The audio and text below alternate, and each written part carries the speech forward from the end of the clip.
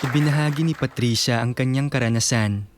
Ipinanganak siya sa isang pamilyang Katoliko at dumalo sa isang simbahang ebanghelikal sa loob ng 12 taon. Madalas niyang marinig ang mga pastor na hinuhusgahan ang mga kapatid mula sa pulpito, nang aatake at nagtatakwil sa iba. Dahil dito, nasiraan siya ng loob at ayaw na niyang dumalo sa mga ganoong pagtitipon. Noong 2020, habang naghahanap online ng isang grupo ng pagbabahaginan, sa di inaasahang pagkakataon, nakilala niya ang isang kapatid sa Panginoon at naanyayahang sumali sa isang study group. Sa pamamagitan ng kanyang mga pag-aaral, sa wakas ay naunawaan niya kung paano babalik ang Panginoong Hesus sa mga huling araw.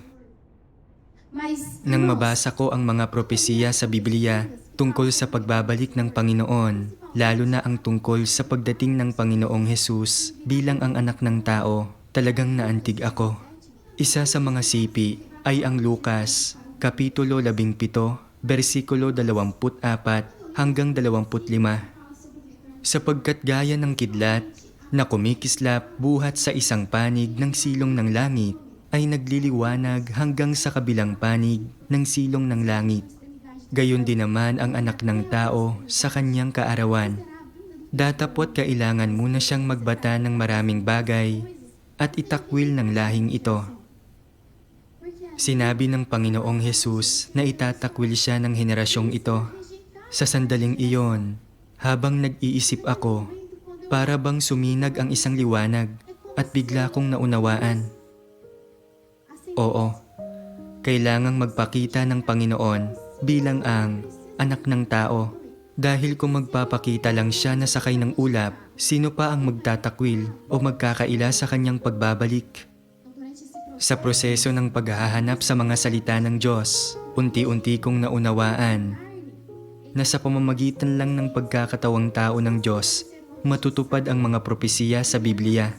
Kung gusto nating salubungin ang Panginoon, dapat muna nating tanggapin ang kanyang pagdating bilang ang anak ng tao at ang kanyang paggawa sa isang nakatagong paraan.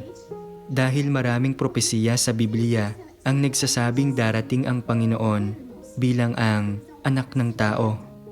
Ibig sabihin, palihim siyang bababa sa katawang tao sa halip na hayagang magpakita kaagad. Doon ko tunay na naunawaan ang pangangailangan ng pagdating ng Diyos para gumawa bilang ang anak ng tao.